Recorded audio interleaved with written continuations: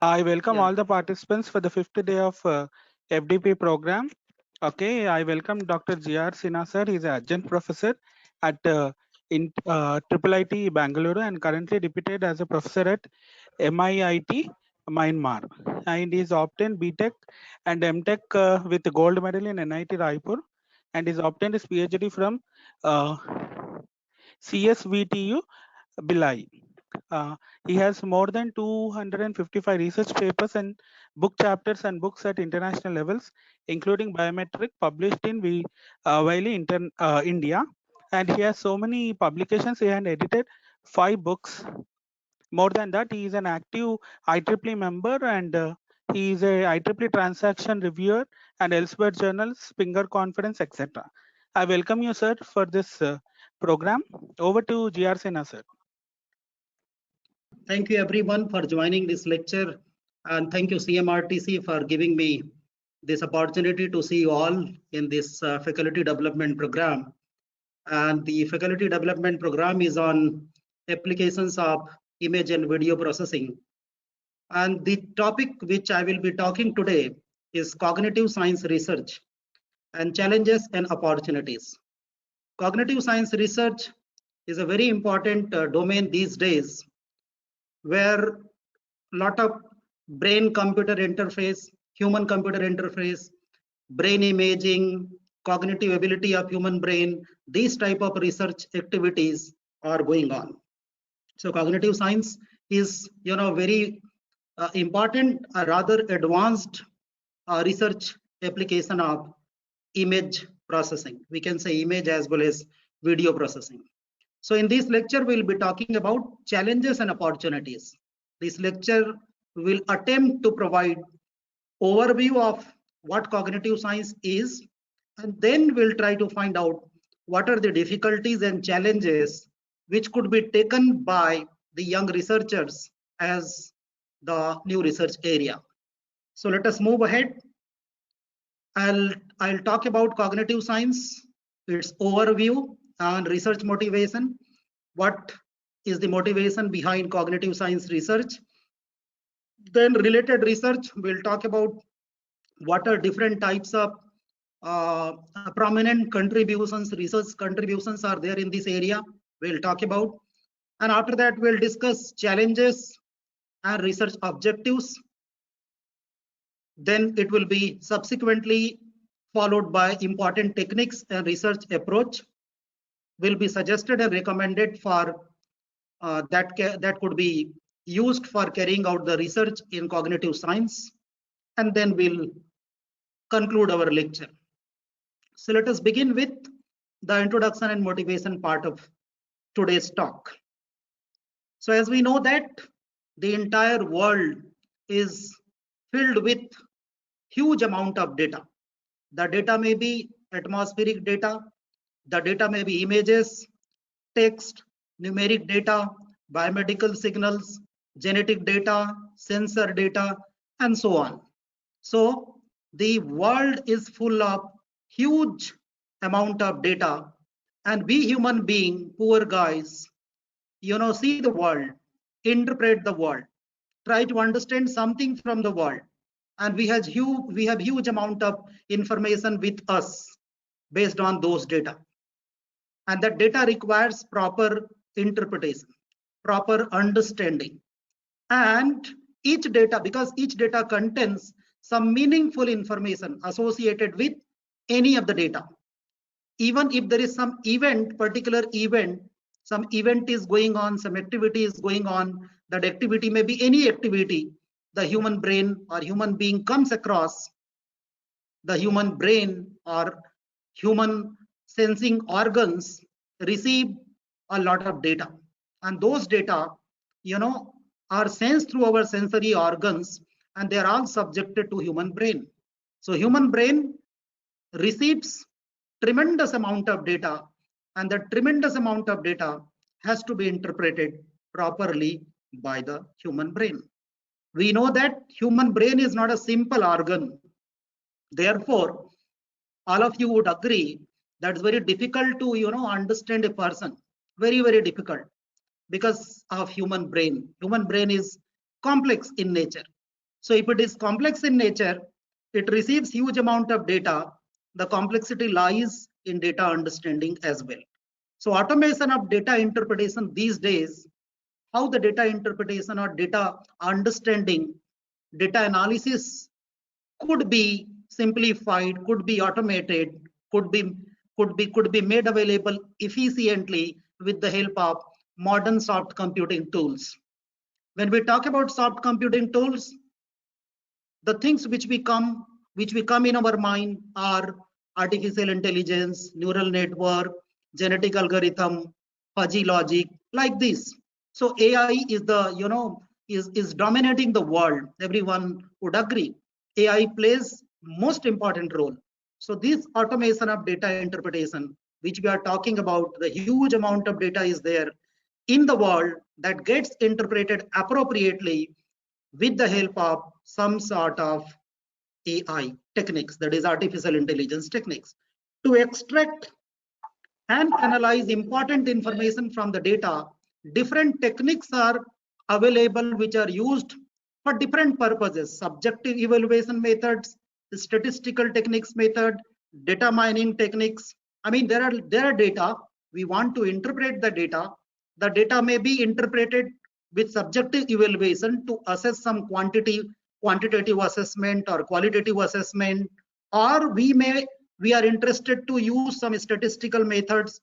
Suppose we are interested to determine the dimension of a tumor, a dimension of any object, the distance of a car moving. Suppose the driverless car is the brilliant example of sensor technology and AI. And when we talk about sensor technology, sensor is nothing but the sensor is the replacement of our sensing organs, and AI is the artificial intelligence which empowers the car to run it to run on the road without the assistance of driver. So statistical techniques are there, data mining techniques are there, which are used to mine the data, which are used to explore the data and interpret. So what can be taken from this slide is huge amount of data is there, tremendous amount of data is there, which needs some automated interpretation of the data, and for that AI techniques are used. This is what is the introductory information. If you go to the next part, you will see that data mining and machine learning techniques, these techniques demonstrate their capabilities in medical research for understanding of human body and different human organs and scientific processes involved. What are the scientific processes involved in the functioning of different bodies, different organs of human body? And it is not only limited to human body these days, it is applicable to all living and unliving, living and unliving objects. And in understanding those objects, those bodies, data mining and machine learning techniques are used. But our emphasis in this lecture, our stress in today's lecture would be human body, especially brain. So being specific in human body, brain is important organ having, as I told you earlier, very complex structure, very complex structure. It takes decision and respond as per the knowledge and experience with current information available. Think about driverless car. Think about Veomion. I think everyone knows about Veomion. Veomion is the great project by our ISRO. So Veomion is a brilliant example of artificial intelligence where it has to work, and it can work only on the basis of knowledge it acquires. How does it acquire the knowledge? Is a simple phenomenon. Everyone understands these days. It requires training. It requires learning. And when it undergoes learning and training, it acquires knowledge. So using knowledge, appropriate knowledge base, and learning experience, it can take decision and it can respond to certain situations. So this is how our human brain works. As brain is complex, the working of brain is also very complex in nature, because it deals with huge amount of information simultaneously, and being its complex nature and huge amount of data it receives, the working becomes itself complex. So this is how I'm trying to tell you that what motivates us, to talk about cognitive science research. So this is what we are moving ahead. This is how we are moving ahead. Why cognitive science? So the data interpretation of brain signals that becomes major area of research to establish BCI, which is brain computer interface and cognitive ability of human brain. We could publish 2-3 important articles on cognitive ability of human brain. How the cognitive ability could be assessed of human brain. That's the part of cognitive science research. So the data interpretation plays significant role in the applications called as BCI, brain computer interface, cognitive ability of human brain. And the second part, I mean, in this slide you can see a diagram that only tells about, that only depicts about some biomedical data types. Biomedical devices are used to assist physicians and assist in diagnosis of various medical problems. These days in modern hospitals and the systems, in the modern diagnosis system, the biomedical devices are used that assist the physicians in the diagnosis of different problems with minimal complications and higher safety. The different modalities, when we talk about cognitive science research, immediately medical image processing comes into picture. Medical imaging comes into picture. Biomedical imaging comes into picture. When we say biomedical imaging is the part of medical image processing. We have already talked about the outline, then I started discussing with the introduction part. Introduction where I talked about huge amount of data, and then here we were that all these data are subjected to brain computer interface or cognitive ability of human brain, and AI techniques play important role in all these things. And I was here that biomedical devices are used that assist the physicians to better analyze, to better diagnose the different medical difficulties, anomalies in different images. So what are those modalities? When we talk about modalities, medical image modalities are in general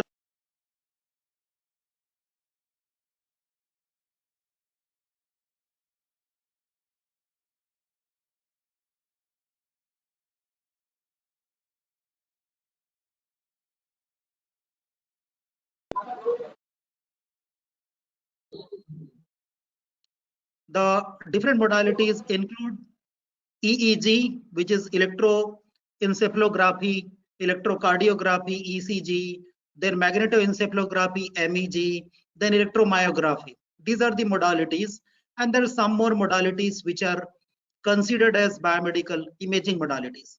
And these modalities are widely used in disease and disorder detection in the healthcare. Now, the brain can be interpreted with the help of these modalities. We are talking about cognitive science research. So the brain can be interpreted with the help of any of the modalities for different purposes. So our focus is here mainly on EEG, but ERP, that is event related potential, MEG is electromyography, fMRI, that is functional MRI, and CT scan. All these are used as modalities in the analysis of brain signals. This is about brain and EEG signal. As I told you, brain is a complex thing, but brain has a lot of capability. Every human brain has tremendous amount of data, and it has tremendous amount of tremendous capability. It has brilliant capability. So all those functionalities you can see this side, it has the frontal area of the brain has the capability of problem solving, creative thinking, and the personality traits. This side you can see temporal lobe, which is called as temporal lobe, that has memories. The brain stem, this particular C, you can see that is basic life functions which are controlled by brain, the basic life activities. And this side you can see cerebellum, cerebellum where balance, coordination, motor learning, the different decision making acts are associated. Where this is the area, you can see green color area is related to vision, and this is what is the area you look at here, something light blue color, visual functions, reading, understanding of language. So brain has different functionalities, what we are trying to understand in this lecture is we human being has these capabilities inside the human brain. Different parts of human brain play different roles and responsibilities. But how to solve that, how to control or how to understand those activities inside the brain with the help of computer. This is what is the area called as interpretation of the signal with the help of BCI or the automated analysis. So EEG is test. EEG is basically a test to find problems related to electrical activities. When we talk about image processing, anyone who knows about image processing understands we see everything inside the computer in the form of pixel intensities. And those pixel or grayscale values are nothing but electrical values. But these electrical activities are different. When we are performing some activity inside the brain, it always produces some electrical signals, magnetic signals in fact. So those electrical activities of brain are recorded and it is tested by EEG called as electroencephalography. So EEG tracks and records brain wave patterns. Small metal disc with thin wires, which is called as electrode, is placed on the scalp, our scalp. The different electrode, a number of electrodes are placed over the scalp, and with the help of those electrodes, the brain signals are sent to the computer and recorded for further analysis. So this is how the brain and EEG signal are connected. EEG is one modality. With the help of EEG, we capture the electrical activities of human brain, of various parts of human brain, and they are sent to the computer for further analysis. Normal electrical activity in the brain makes recognizable pattern.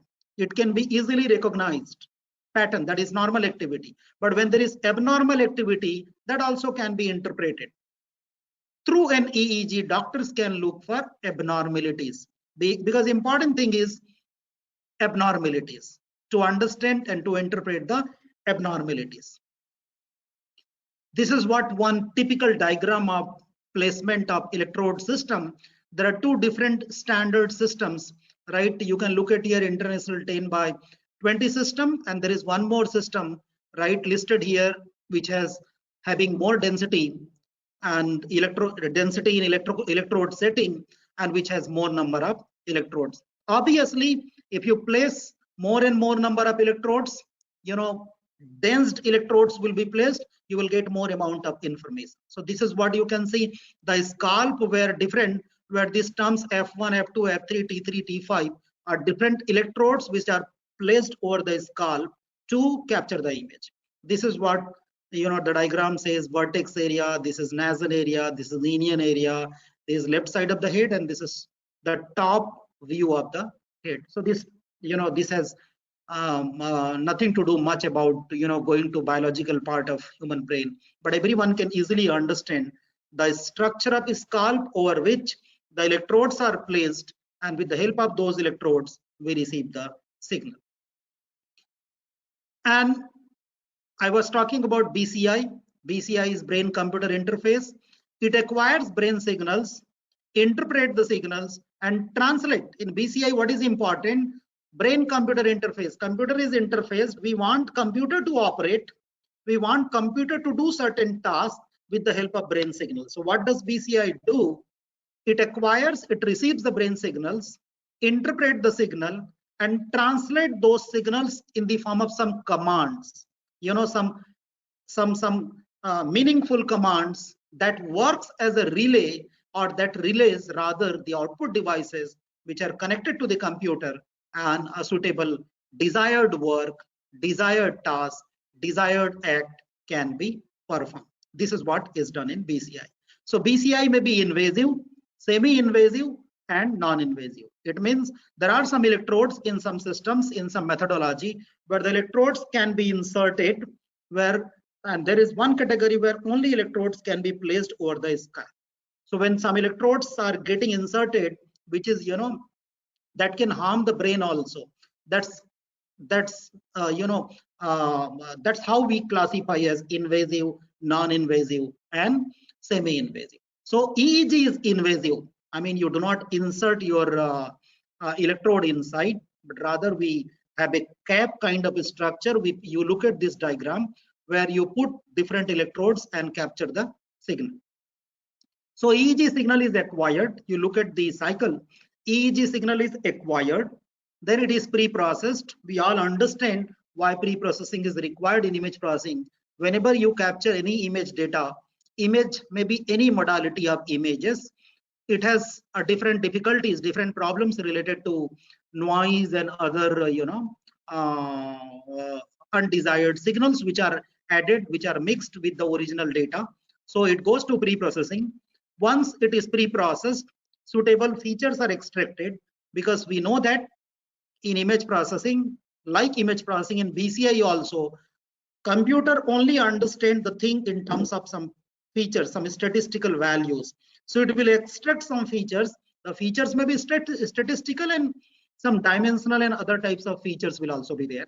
So some meaningful features will be extracted from the pre-processed data, and based on those features, which are subjected to classification tasks and output to the monitor. The data, the features can be classified into different categories, and there are different tasks associated, whether we are interested to segment the tumor, or whether our brain requires to perform certain tasks, whether with the help of brain commands, brain signals, we want computer to perform certain tasks.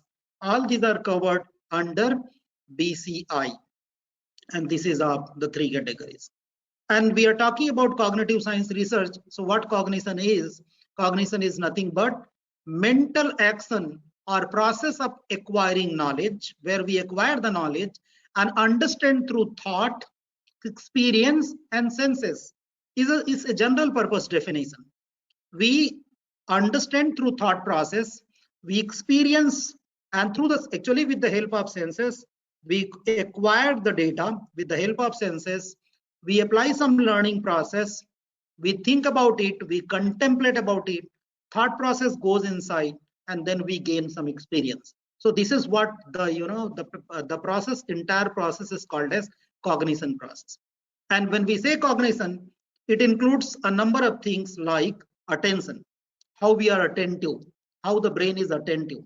So attention, formation of knowledge, whether appropriate knowledge is created, appropriate knowledge is developed or not. Then memory, judgment and evaluation, reasoning and computation. Brain has computation capability, reasoning abilities, it has problem solving abilities, decision making capabilities. All these abilities are there, and all these are part of cognition activity, that is cognitive activity of human brain. Comprehension and production of language, understanding the language, and so on. This list is not only limited, but these are the major components of cognitive ability or cognitive activities. So cognition is important term in cognitive science research. So in cognitive science research, researchers are working on the sleep analysis, the sleep disorder, the attention analysis, the knowledge is whether how much, the quantum of knowledge, the memory and judgment and evaluation capability, the reasoning capability could be interpreted, could be analyzed with the help of the different modalities subjected to artificial intelligence and other machine learning tools. This is a diagram which depicts, okay, as I told you, I will take, a pause for 40-50 seconds. I will go and take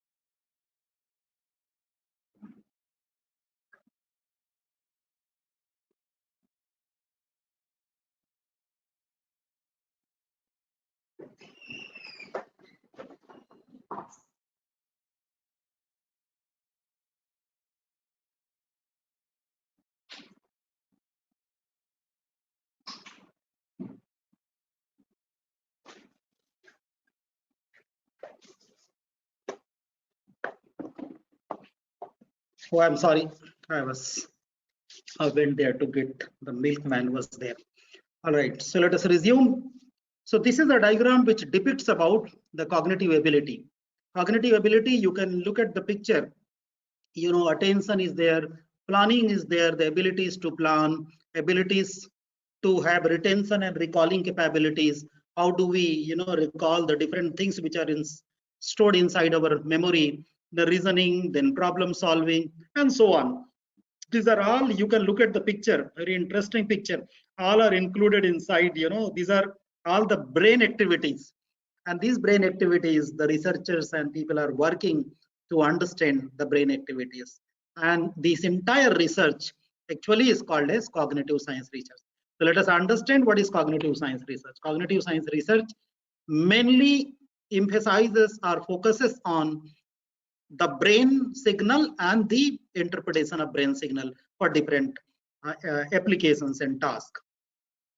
Let us see this. We have a lot of text here in this slide, but as I told you, what does motivate us to carry out some research? What does motivate? This slide has huge amount of, you know, things, but what I want to highlight here, the mental disorders, the number of cases, the situation in mental disorder cases in Indian context. There is a map. I won't spend much time on in explaining this map, but what I can say is the total number of years of life lost and years lived with disability, that is mental disability in India. As per the report, I have, you know, all the references have been given. As I told you, my scholar has already joined this lecture, and that scholar has been doing good research in this area.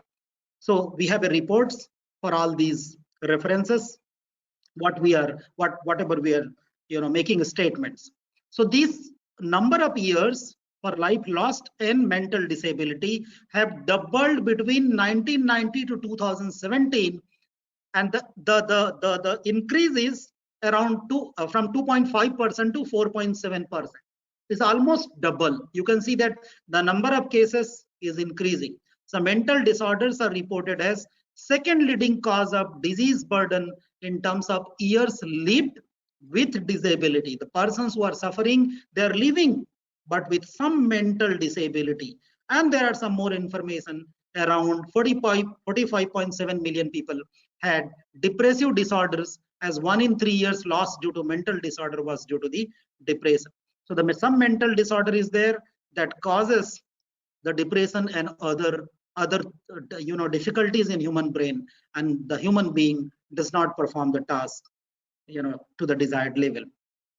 So to cater the big demography like India, we have limited number of, you know, the mental or health professionals who are working in this area, and therefore there is a need of there is a need of research. There is a need of researchers in this very important area called as cognitive science area. Even across the world, I want to tell you, you try to, you know, search and explore how much research is carried out. You will find still the amount of research, the quantum of research is limited only in this direction. It's not huge amount of work which has been carried out. So there is a big gap. There is a big scope to do the research in this cognitive science domain. And the applications of EEG and BCI include, as I told you, sleep analysis, sleep disorder, epilepsy, amyotrophic lateral syndrome. These are different, kind of abnormalities inside the brain. Tumor, Alzheimer's disease, attention deficit, emotion assessment and cognition assessment, entertainment and marketing. I mean, there are a lot of tools and other things are coming which can be controlled by BCI. It's not only related with the stress and the brain disorder analysis, but it can be also used. BCI is also used in entertainment and marketing industry, where the brain can control different activities. Neuro rehabilitation and robotics. Neuro rehabilitation, robotics. Neuro rehabilitation means how a person can be rehabilitated. A person who is suffering with this difficulty can be rehabilitated, right? And robotics. Robotic is a brilliant example of BCI, where it works like human brain. It works like human brain using artificial intelligence.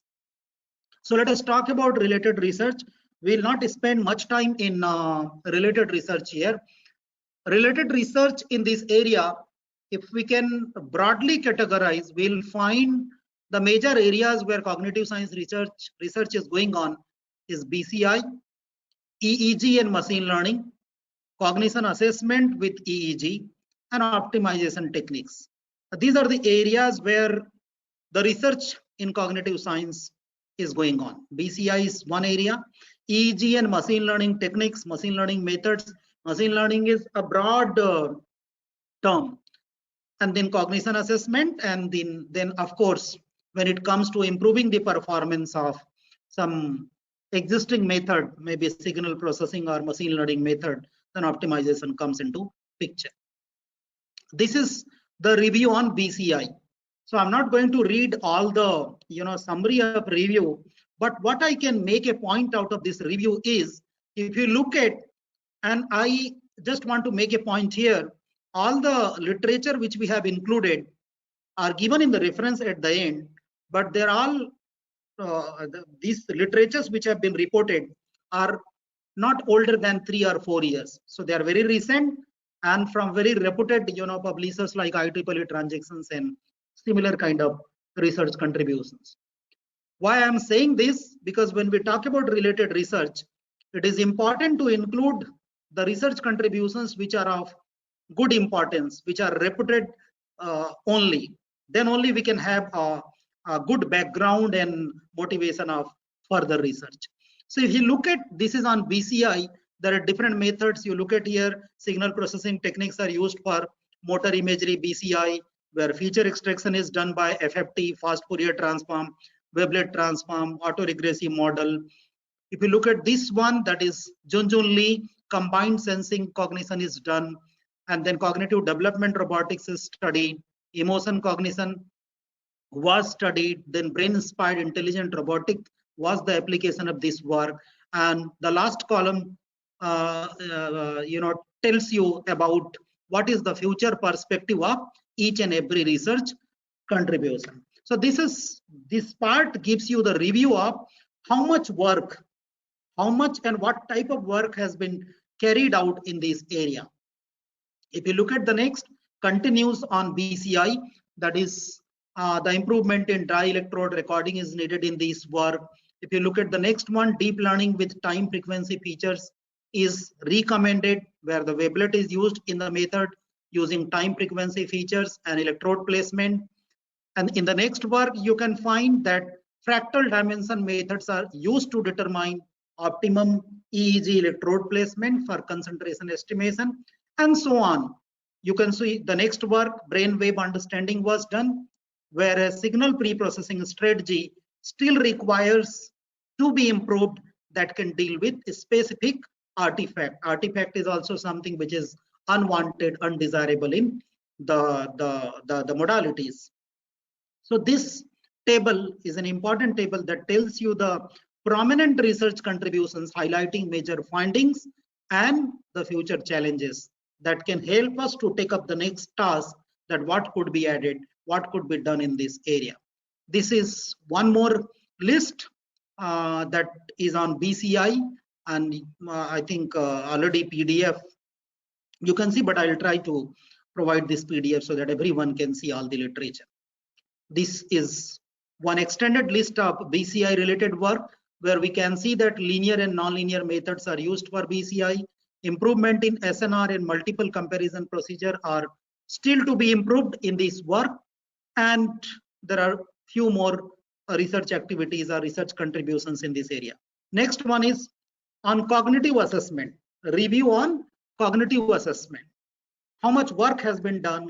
What are the important contributions in the area of cognitive assessment? So the next list talks about this thing. You can see here that in the 19th research work, artificial bee colony optimization, then bacterial foraging method, then these are the optimization methods which are used, but still it suffers with convergence improvement. I mean, still the optimization methods need to converge. So convergence is always an important issue in the optimization. So that needs improvement. So likewise, you can see that here the deep learning assessment has to be done.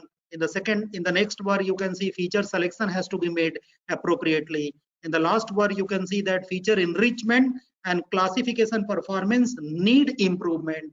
So in every activity, every research activity in the work, you can find that what are the major contributions and what are the challenges which are yet to be addressed. So this is what is the review on cognitive assessment. This is extended list of the research contribution on cognitive assessment. And this is some more. And this final one review is on machine learning methods. If you look at different contributions, you will find that, for example, 32, 33, that in the table, you can look at the number 32.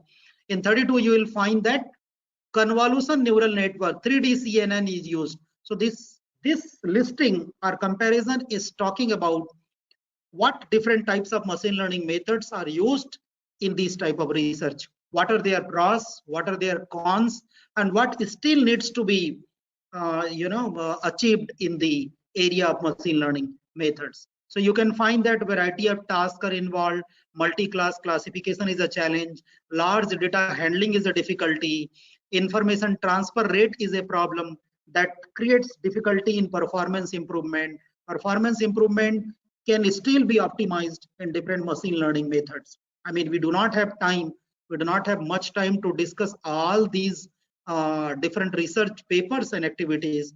But all I want to say here that there are important work, important contributions which have been done, and these research contributions help us to to make a path to do the future research in this area. This is one more list, and this is another list on optimization techniques, where we can see in every work, in each activity, what is the type of optimization method being used. You can look at here optimization algorithm, whale optimization algorithm. Here you can see binary grasshopper optimization algorithm. You can find here particle swarm optimization algorithm. So different optimization methods are also attempted in the area of BCI and cognitive science research.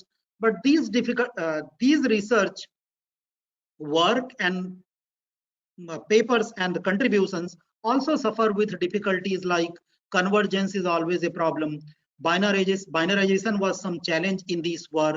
Then recent optimization is needed in the last work, and the classifier selection, that which classifier has to be, because in the last work you can find that the different classifiers are used like SVM and other classifiers. So which appropriate classifier has to be used is another challenge. So finally, based on the review, there are issues and challenges that need attention as the cognitive science research. What are those challenges? Poor SNR. Poor SNR is like other image processing work.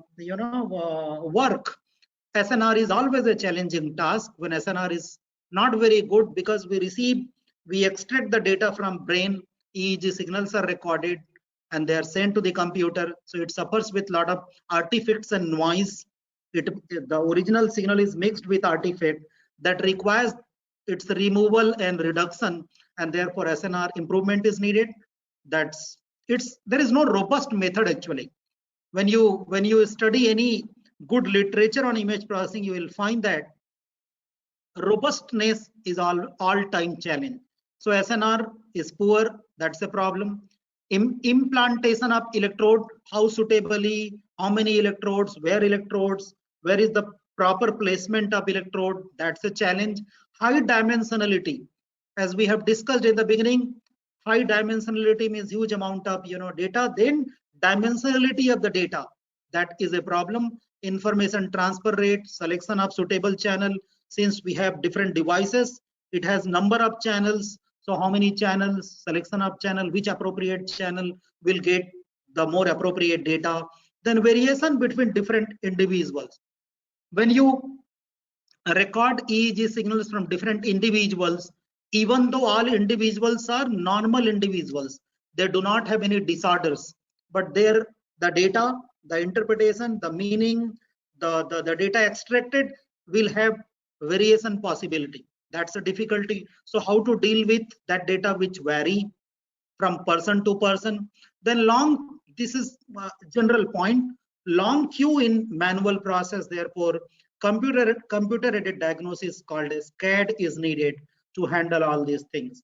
If you think that any system or hardware which is used for this brain disorder and analysis by the physician, we do not have that much support in a country like India, where the demography is a big demography, and there we need some automated CAD systems that can handle the large amount of data. And difficulty in, another challenge is difficulty in obtaining precise and accurate results, because brain is a complex thing and brain is sensitive also. I mean, the data acquiring process itself is a lot of care has to be taken while acquiring the data. Proper placement of electrodes so that there is no damage, there is no loss in the brain, there is no harm in the brain when it comes to non-invasive. But in invasive there is no problem. But still, brain has sensitive data, complex data that needs appropriate the techniques that can help us in obtaining the precise and accurate result. So these are the major challenges and issues in the area of cognitive science. So what problems that could be research that can be taken as future research?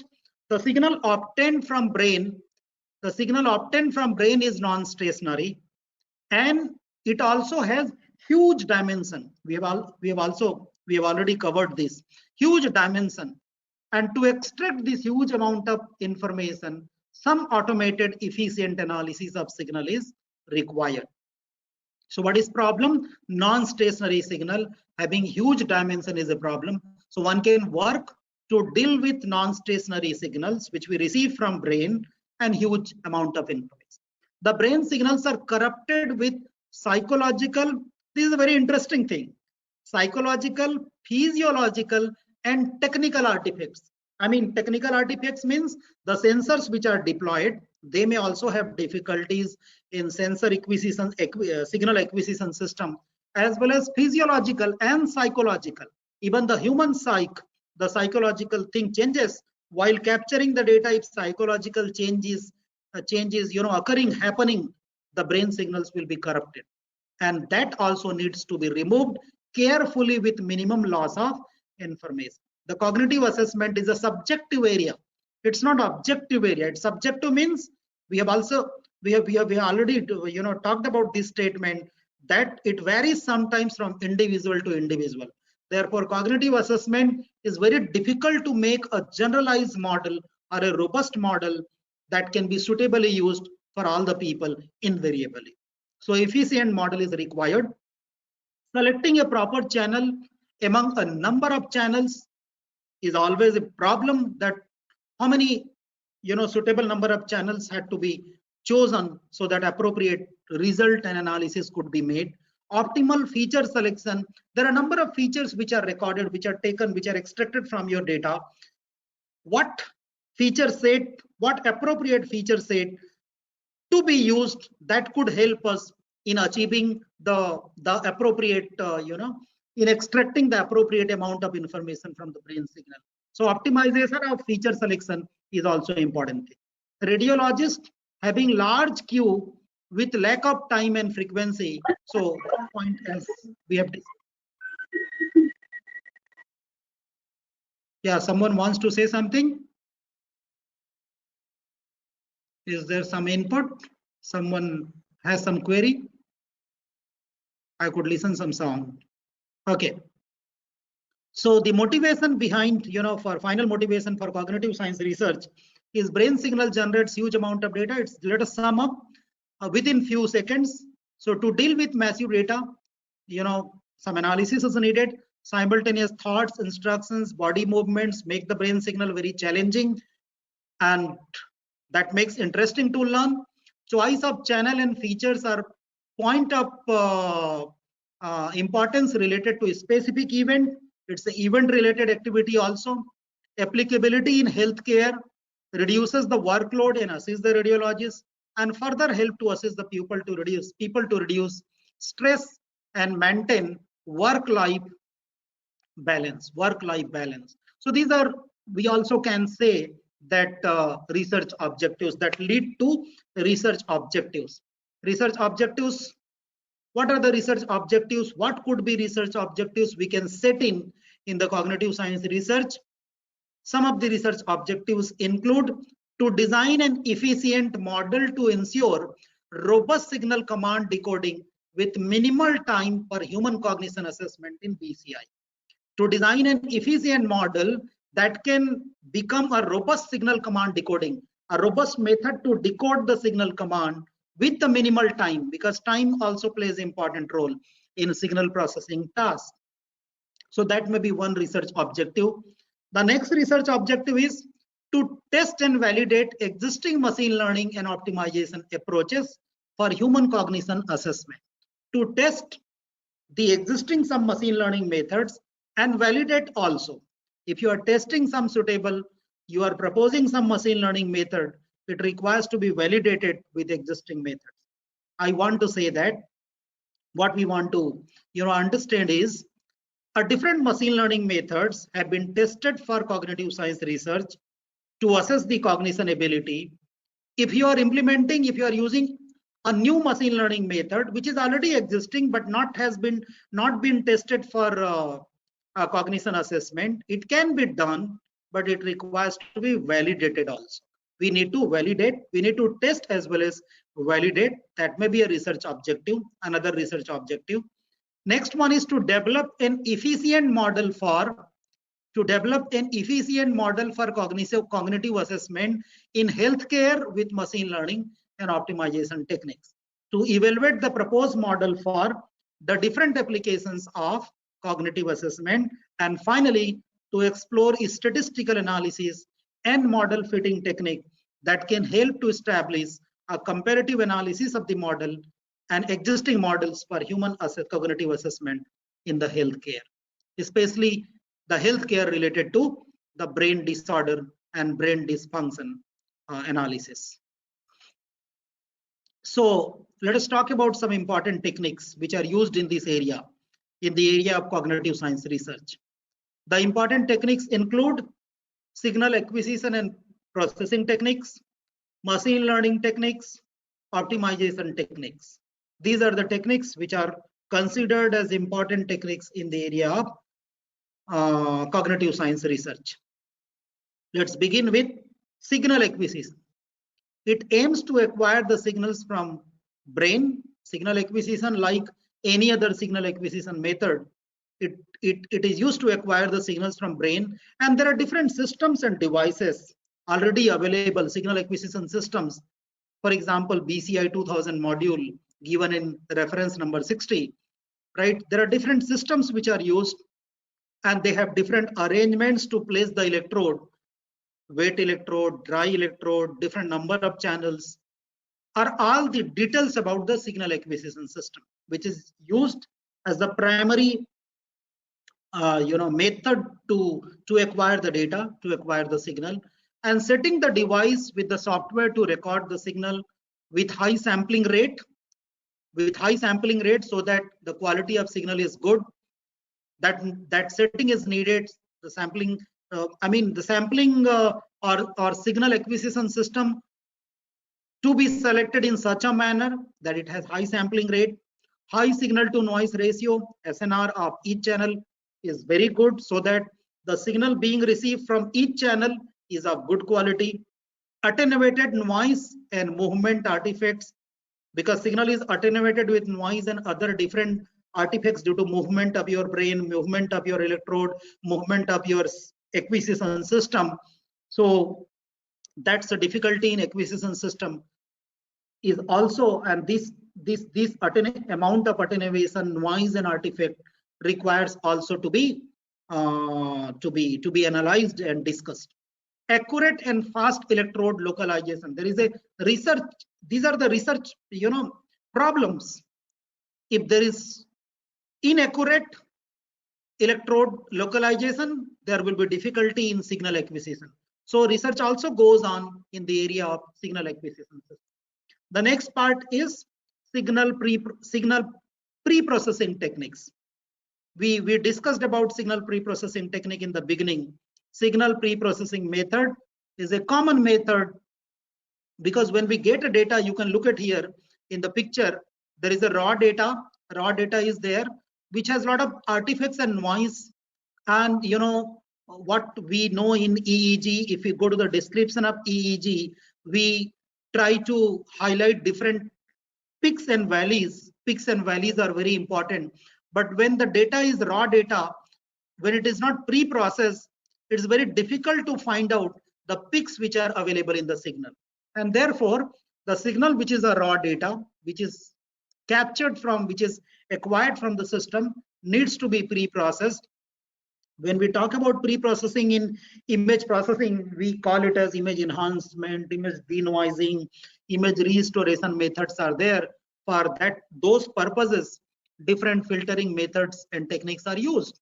So like that, in the analysis and pre-processing of brain signal as well, pre-processing techniques are used that can deal with motion artifact, eye blinking, ocular artifacts, and so on. All these difficulties are there that cause artifact and noise in the signal that can be handled by the pre-processing techniques. The pre-processing techniques are only some techniques, few major techniques are listed here, and there are some techniques under blind source separation methods called as PCA, principal component analysis, singular value decomposition method, independent component analysis, ICA, then short time Fourier transform, STFT method. These are the methods under blind source separation methods.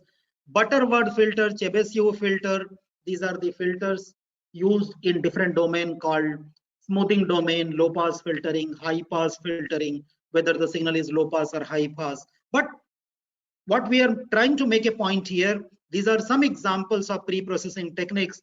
And before this, as we mentioned, that we have to also precisely choose or select a suitable pre-processing method based on review of the literature. How much work has been done in the area of pre-processing in the existing literature? Accordingly, we have to choose which optimal method could be used for our work so that it can pre-process the data appropriately. Kalman filter, adaptive filter, statistical techniques are there, which help us to find out whether statistical improvement is needed, whether MSE needs improvement, whether PSNR needs improvement, and accordingly there are techniques based on statistical values. One can improve those statistical parameters and can improve the quality of the signal. So signal pre-processing techniques are used to improve the quality of the signal, which is obtained through signal acquisition method. Next one is feature extraction techniques. Once we get the raw data, the next task is to extract the features. Every automated task, every computer related activities, all the activities done by the computer only understands features. So feature extraction, similarly here also very important. So signals acquired from brain have high dimensionality, and therefore feature extraction here also becomes very important to obtain the meaningful information that is given, that is present in the brain signal. So these are some techniques which are used for obtaining the features, like wavelet coefficients are obtained, power spectral density. As in the beginning we talked about electrical activity. So if electrical activity is recorded through EEG, and we all know that electrical activity means the electrical signals can be recorded in time and frequency domain. With time you can record the amplitude. You look at here, time versus amplitude can be seen in the diagram. And if we want to analyze the Fourier diagram or frequency analysis of the signal, you can go to different transform domain. You can find the power spectral density on the basis of amplitude, how power varies. Power of each and every term varies in transform domain. So power spectral density, entropy variants are, entropy is something which carries how much amount of information is associated with each term, each peak of the signal. This is what is called as entropy, which indicates average amount of information, and different variants like variance and other values, standard deviation, other things could also be extracted. Statistical features include again mean and variance, standard deviation, so many other statistical features could be extracted with the help of suitable techniques. Time domain features include energy, amplitude, whereas with the help of power splitter density or in the transform domain, you can find a number of other features. So after, once we move ahead from signal acquisition to pre-processing, the next task is feature extraction. And then once we acquire the features, you all understand, everyone, I think all who are attending today's lecture, they have an idea that all automated tasks, you buy a smartphone, you record, you put your thumb impression, your smartphone has a system, it extracts your features, and those features are stored inside your smartphone as a template. So next time when you test your fingerprint, the matching takes place. So what I'm trying to say, those features which are extracted need to be, understood, need to be interpreted. So machine or the computer now needs to apply learning techniques, training methods, so that it can have a learning framework, learning or understanding of those features, understanding framework could be made, and a template kind of thing can be recorded. So there are different machine learning techniques which are used to obtain, to categorize them. These methods are there. Some methods are under classification, some methods are for regression. Classification can classify the different the number of features or the classes into a number of classes, 2 number of classes, 3 number of classes. You can see here there are 2 colors, red and blue colors, and there are 2 different classes, right? So you can get the features. In any case, in any application of brain signal may be related to analysis of tumor and other kind of things, where you have a number of features extracted, you can classify into different things, but quantitatively, with the help of some quantitative analysis, the regression models are also used to separate the different classes with the help of some clear-cut lines. So, if you understand, if you study about classification and regression methods, so the machine learning techniques are generally categorized under these 2 categories called as classification and regression models. Supervised machine learning methods are there, unsupervised machine learning methods are there, semi-supervised machine learning methods are there. Under supervised, SVM, KNN, everyone probably will be knowing, that is support vector machine, K nearest neighbor, naive Bayes, deep learning. Unsupervised includes K-means, hierarchical clustering, semi-supervised methods, recurrent. These are not the limited list, but these are popularly used. These are popularly used. Deep learning, of course, is the ultimate, which addresses a lot of difficulties of ordinary neural network. It can have any number of hidden layers by the the arrangement called pooling, sharing, all these things. The number of features can be pulled together, pooling can take place, and you can reduce the number of features to go to the next layer. Probably you are aware about the deep learning. And after talking about machine learning methods, machine learning approaches, optimization, as I told you, still machine learning methods are used, but which is the most appropriate machine learning? Can the performance of machine learning, can the performance of any signal processing involved in the brain signal analysis be further improved? Yes, it can be improved with the help of the techniques called as optimization techniques. And there are variety of optimization techniques like evolutionary algorithms. Few examples include genetic algorithm, differential evolution algorithm, swarm intelligence methods like particle swarm optimization method, and colony optimization method, artificial bee colony optimization method. So there are different optimization techniques. Again, as I told you, robustness is all-time challenge. Which optimization technique you can use or we should use? It's very difficult question. So we have to choose the optimization method in such a manner that we have to use some research approach, that how to choose appropriate optimization method. I will talk about this in the next slide. Other methods are there: harmony search, teacher learner based algorithm. As I told you, my scholar is has joined this lecture. That scholar is working on teacher learner based algorithm, that is teaching learning based algorithm, popularly known as TLBA algorithm, and two to three more important algorithms she has been using for her research. So in any optimization technique, this is one flow of optimization process. You have to understand whether there is a need or not, whether machine learning which has given you a good result can further be optimized or not. So there must be a need, and after that you have to choose, because when you have optimization to be implemented, there are a number of things involved in the method. Design variables, number of variables are involved. Formulate the constraints, some constraints are there in variables, in timing constraint, variable constraints. Then formulate objective function, set of variable bounds, that is limits, upper bound, lower bound. Accordingly we can, everywhere we can we can set certain limit variable value of bounds, and accordingly we can modify the thing, we can optimize the thing, choose an optimization algorithm, then obtain the optimized solution. So in any optimization technique, this is one flow, which is a general flow.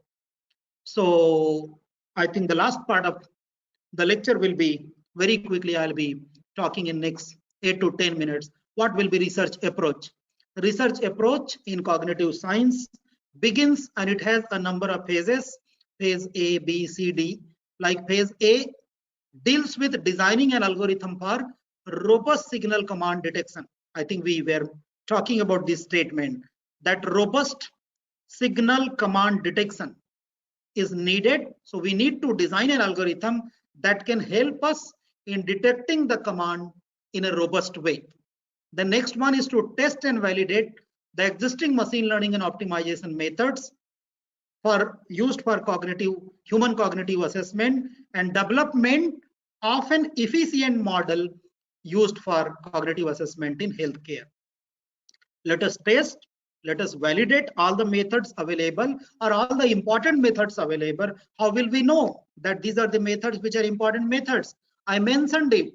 On the basis of good review, critical review, we can find that these are the optimization and machine learning methods used for cognition assessment, and out of these methods 3 or 4 we can test for our work, and we can decide that this is the efficient model that can be taken up for our task.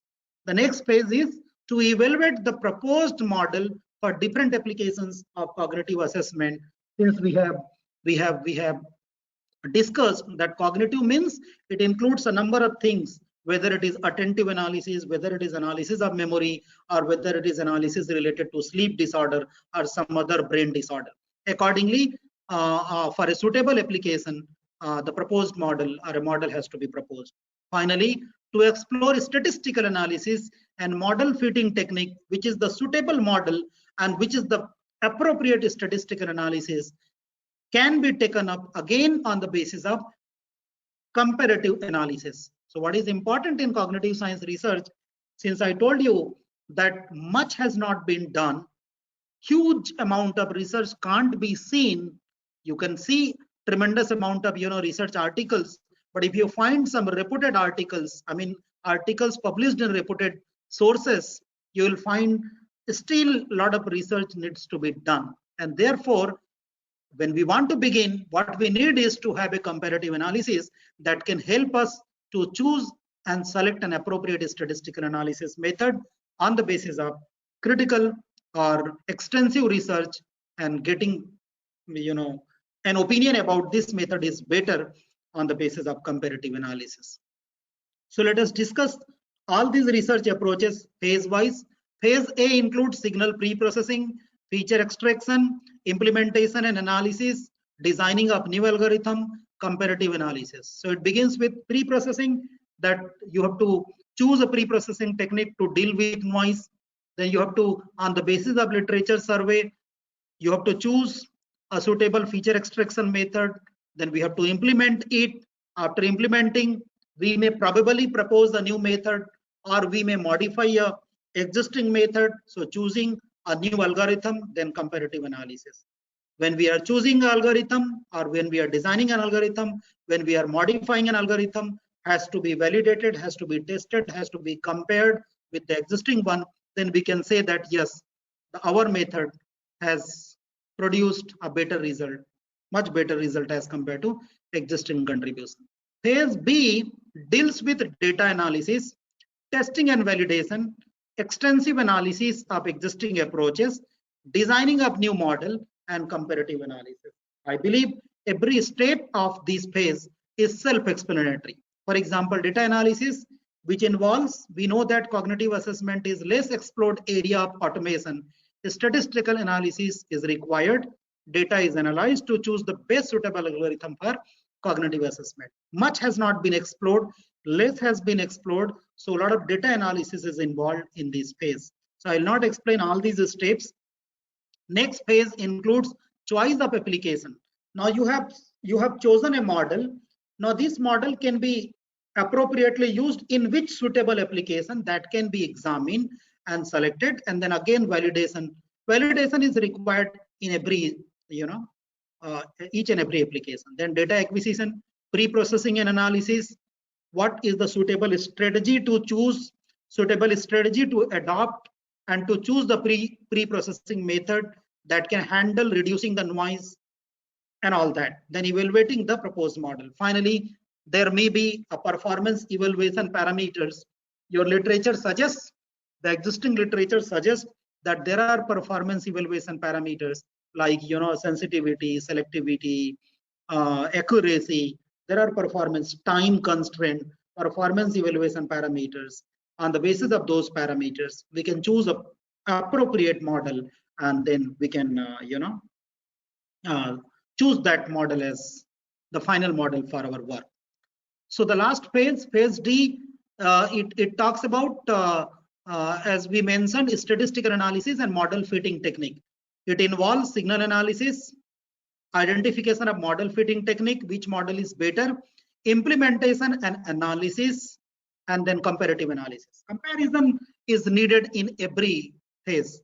Every phase requires a suitable comparative analysis and the validation. Validation and comparative analysis will help us to, to find out which statistical analysis and model fitting technique have to be used for selected application where we want to apply the model. This is one research flow, and this is the summary of all the research approaches which were discussed, which have been discussed in different phases, phase A, B, C, and D. You can look at the diagram, right? It begins with signal acquisition, it goes to pre-processing, then the next step is feature extraction or selection, where you can find that time domain features, frequency domain features, time frequency features, optimization techniques, standard selection techniques are the components of the part of this stage. It goes to next stage where the phase A has development of algorithm for signal decoding. It goes to machine learning for brain signal decoding. Machine learning is used to interpret with the help of training and learning models. Then it goes to phase B where you employ data analysis, test and validation, development of algorithm for cognitive assessment. Then it goes to application of that algorithm for cognitive assessment. Then you evaluate the model and compare with existing model, and finally that model goes to a suitable application as you decide applicability, whether it is where it is more applicable, and according to applicability analysis, the suitable model model fitting technique can be suggested, and finally the performance evaluation will take place, and that can have any number of performance evaluation measures, metrics like accuracy, precision, recall, F-score, number of channels, number of features which were involved, number of features, number of channels could be optimized. This is why, therefore, the number of channels, number of features are also called as, also taken under performance evaluation metrics. Then comparative analysis, statistical significance, and decision making. So this is the research flow. As my time which was given to me was 11:30. In Myanmar, it is now 12:27. So another 2 to 3 minutes, I will complete this. And this is nothing but concluding remarks. A suitable model is always required, needed to get more precise brain signal decoding with minimal time. What is the most important thing is we need a suitable model for decoding that can help to decode with minimal time. More accurate cognition assessment, it's not minimum time, because there is a difference between minimum and minimal.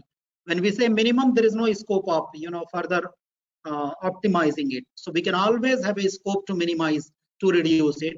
More accurate cognitive assessment that can lead towards the diagnosis of neurological disease.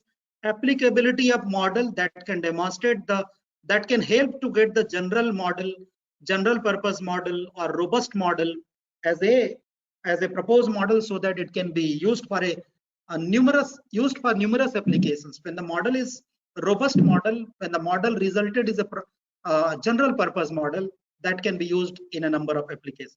Choice of channel, choice of suitable number of features that will be more efficient for cognitive assessment is a research problem, research challenge, that how many channels, which suitable channels, how many features, which feature set are optimally used, are to be optimally used. That plays an important role in cognitive science research. Model fitting technique that can help us to get best possible predictable model for a given task or a given situation. So all I can say here is cognitive science research is a domain where that mainly is based on acquiring brain signals, analysis of brain signal with the help of machine learning and AI methods, and using that analysis and understanding of brain signal in different cognitive related tasks. But for that, the assessment of cognitive ability, the assessment of cognitive activities is very important in the brain signal analysis. So this lecture has attempted to highlight the overview, the motivation, the status of review in this area, and how and what different types of methods and techniques are available to carry out the research in the area of cognitive science. So this is the list of references. You can see the references are, I mean, very much the recent one, and they are taken from the important publishers and the resources. So this is all I wanted to convey from my side on this very important topic. I hope I'll be very happy that if few of you guys can take up this research, and will be happy to work in collaboration in this important area. So this is my very popular slide by which I always conclude my lecture, and the slide is self-explanatory. What is required in all the activities is the commitment. There must be some motivation, and once we have some motivation, with commitment we can excel in the area. So what is required is, let us get committed in this area, or in whatever research area we are doing, then no one can stop in excelling that area. So the attempt has been made to give you an overview, to give you a research direction, to give you a research objectives, to give you a general purpose research approach to carry out research in cognitive science research. That's all from my side. We have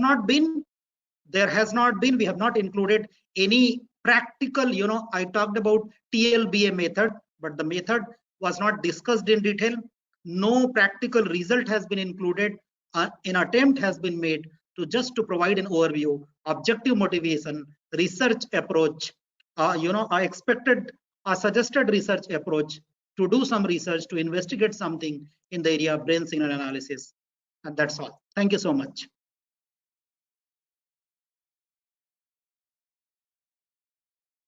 Thank you so much, sir, for your wonderful presentation. Some of the participants are asking for the PPT, sir. Please try to share the PPT to our mail ID so that I will send all the PPTs to. I will send you the PDF. Yeah, done with the PDF only, sir. Don't send Word or else general one. I will say. And thank you so much, sir. If any participants have a question, you can. This conference will now be recorded. Yeah, this is Rajkumar, sir. Yeah. Sir, Please go ahead. Can we read the signal from brain? Is that technology has developed?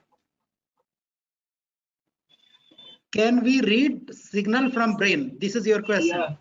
Yeah. For example, whatever I'm thinking, can we? Is it coming outside? Means whatever I'm thinking in my mind, that thing, is it readable? Oh, this is come on, this is only the cognitive science research. EEG, and we talked about fMRI, EEG and MEG, right? That's a magnetic related thing, MEG. EEG, this gives the brain signals only. The cognitive science research means your thinking capability can also be recorded when you are thinking, when you are involved in thinking process, when you are taking some decision, whatever activities you are doing with the help of your brain, all those signals can be recorded. And the change, what I'm trying to tell you, the change can help us, that this is the signal electrical activity pattern for thinking, when brain was thinking, when brain was not involved in any thinking activity, what is the change in the electrical activity can be recorded in the EEG signal. So of course we can read the brain signal in whatever activities the brain is involved, not only the thinking, in whatever activities brain is involved, those activities are recorded, and based on the signals which are received in the form of EEG or other modalities, the research can be done. Okay, sir. One more question. Hello, sir. Could you tell me the institution's name which working in India on BCI particularly? I'm not able to hear the question properly. Can you repeat? There is no clarity in the voice. Okay, sir. Could you tell me the institution's name in India that particularly working in BCI? The people who are working in BCI. Yes, sir. They are, as I told you, the overall, the research in this area is very limited, right? But I know that in all reputed universities, like in IITs, you will find in many IITs that neuroscience department is there, neuroimaging department, the people are working there, right? As I gave one example, I know one institute, that is NIT Raipur. Triple ITs, I know Triple IT Jabalpur. I know one person, Dr. Bajaj, actually I wanted him to connect to this FDP. He has done wonderful work. My scholar who is working in NIT Raipur, there are people who are working in NIT Raipur in this area. You can find, you can search that. But as I told you, the list is limited. The list is limited. The research quantum is limited. The people who are there is limited. You can find them who are working. Thank you, sir. Hello, good morning, sir. Hello, sir. Good morning, sir. Hello, sir. Good morning, sir. Yeah, I can hear. Yeah. Go sir, ahead. When we have record that signals, if you if in that record that signal, if in that in brain we have any disease are there, at that time also without disturbing that record that signals, if you have any tumor are there in that nerves, so how to find out that tumor and record that signal? See, actually, that's I mentioned that application, but detection of tumor is related to is slightly different area, because you can have your fMRI or CT of your brain, and then you can compare with the normal person's normal brains, and then you can find that where is the tumor. When you see the entire anatomy, entire structure of your fMRI of your human brain, complete structure of your human brain, you can find the different tissues, the different tissues which are present in the brain, and you can compare with ordinary human brain. So then you can find that something abnormality is there, some abnormality is there, and this is how you can detect the tumor. So, but that area is slightly different from the original cognitive science area. In cognitive science area, we are mainly interested to research or study about the abilities of human brain. Of course, detection is abnormality. It's a disorder. It's also a disorder, but that abnormality is related with the physical abnormality. Some area has some tumorous, some tissues which are which are tumor that may cause damage to the brain. But we are more interested in abilities. Cognitive science means abilities of human brain. So that's a kind of disorder of brain. Okay. Thank you, sir. There, just a second. Is Samriddhi there? Samriddhi can add something. Samriddhi, are you there? Yes, sir. Hello. Good morning. Good morning, everyone. Hello, everyone. I mean, I think to this query, I think my scholar wants to add something. Samriddhi, do you want to add something in this to this query? Actually, for brain tumor detection, fMRI is more important than EEG. So you should go ahead with image processing in brain. Yeah, this is what I was telling, because when we talk about detecting the tumor, that doesn't directly come under cognitive science. Cognitive science mainly deals with getting the signals, the electrical patterns, because tumor is a different matter. So cognitive science requires, it interprets the electrical patterns, electrical activities with the help of EEG. And mainly we are concerned, right, Samriddhi? We are concerned mainly with the abilities, you know, the abilities and the different activities of brain, not the physical part of the brain. Am I right? Yes. Yes, sir. Yes, exactly. Sir, if it is the tumor is detected one tumor, so how much size is the tumor is there? How much size is there? So which algorithm you have to use, sir? Suggest to me. Yeah, very good. Question is good, but again, I told you, I tell you, madam, that this is not very related to cognitive science. In fact, I would like to mention that 2 years back, one of my scholar got his PhD award in breast cancer detection. So there are a number of classification and segmentation algorithm.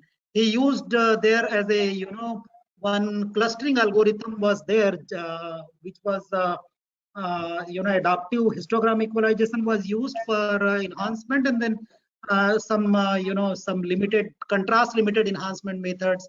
Then K-means he used. So there are a number of algorithms which are available. Which number one of is methods. good?